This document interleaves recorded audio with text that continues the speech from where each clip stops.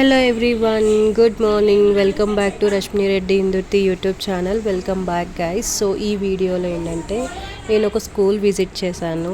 ఎందుకు విజిట్ చేశాను, అక్కడ ఏం చేశాము, సో కంప్లీట్గా పర్పస్ ఏంటి అనేది అయితే మీరు కంప్లీట్ వీడియో చూస్తేనే అర్థమవుతుంది. సో ఇక్కడ వచ్చేసి నేను ఒరిజినల్ వాయిస్ కూడా కొంచెం ఇంక్లూడ్ చేయడానికి ట్రై చేస్తాను, బట్ నాట్ షూర్, ఎందుకంటే అంత ప్రాపర్గా లేదనమాట. వాయిస్ రికార్డింగ్ అవేమీ పెట్టలేదు. సో నార్మల్గా ఈ వీడియో ఎడిట్ చేసేటప్పుడు నేను చెప్తాను అక్కడ ఏం జరిగింది ఏంటి అనేది అయితే. సో దీంట్లో ఏంటంటే నార్మల్గా నేను స్కూల్ విజిట్ చేశాను కదా. సో ఇది స్కూల్ వచ్చేసి మనకి ఉప్పల్ మెట్రో స్టేషన్కి దగ్గరలో ఉంటుందన్నమాట. సో ఇది ప్రైమరీ స్కూల్. సో ఇది గవర్నమెంట్ స్కూల్ అనమాట. ఇక్కడే అంగన్వాడీ ఇంకా స్కూల్ కూడా ఒకటే బిల్డింగ్లో ఉంటుంది అనమాట.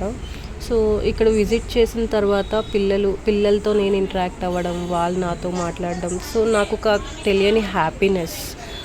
ఆ హ్యాపీనెస్ని అయితే నేను ఎప్పుడు మిస్ అవ్వాలనుకోను. ఎందుకంటే ఇన్ పర్సన్ మనం ఎప్పుడైతే మాట్లాడతామో వాళ్ళు మనతో చెప్పుకునే తీరు కానీ, లేదంటే మనం వాళ్ళతో మాట్లాడడం వల్ల కానీ వాళ్ళు మోటివేట్ అవ్వడం, ఇన్స్పైర్డ్ అవ్వడం అనేది జరుగుతుంది. లేదంటే వాళ్ళ లైఫ్ స్టోరీ నుంచి మనం ఏదైనా ఇన్స్పైర్ అవుతాం కాబట్టి. సో మనకు తెలీదు మనం ఎప్పుడు ఎలా రియాక్ట్ అవుతాం అనేసి. సో నాకైతే ఇలా ఇన్ పర్సన్ మీట్ అవ్వడం చాలా హ్యాపీ అనిపిస్తుంది. సో ఇక్కడ చూస్తే మేమైతే బుక్స్ డొనేట్ చేయడానికి వచ్చామన్నమాట పిల్లలకి. సో ఇది చాలా చిన్న హెల్ప్, చాలా మినిమల్ అన్నమాట.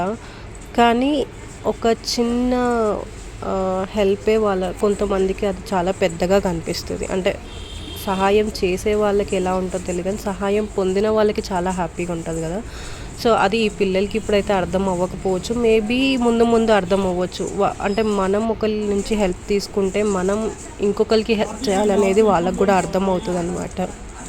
సో అలా వాళ్ళకి అర్థం అవ్వాలి, వాళ్ళు 10 మందికి హెల్ప్ చేయాలి. సో అలా చేయాలి అంటే ముందు మనం ఇనిషియేటివ్ తీసుకొని మనం చేస్తే మన తర్వాత వాళ్ళు మనల్ని చూసి చేస్తారనమాట. సో అలా నేను నా లైఫ్లో హెల్ప్ తీసుకున్నాను, అలానే నేను చెయ్యాలి అని చెప్పేసి నాకు అనిపించింది అనమాట. సో ఈ థాట్ అనేది నాకు చిన్నప్పటి నుంచే ఉంది. మనం సొసైటీకి ఎంతో కొంత చేస్తే సొసైటీ కూడా మనకి ఎంతో కొంత ఇస్తుంది. సో మనం ఎర్న్ చేసే దాంట్లో 10% సొసైటీకి స్పెండ్ చేయడంలో తప్పులేదు. సో అది నాకు చాలా హ్యాపీనెస్ ఇస్తుంది అనమాట.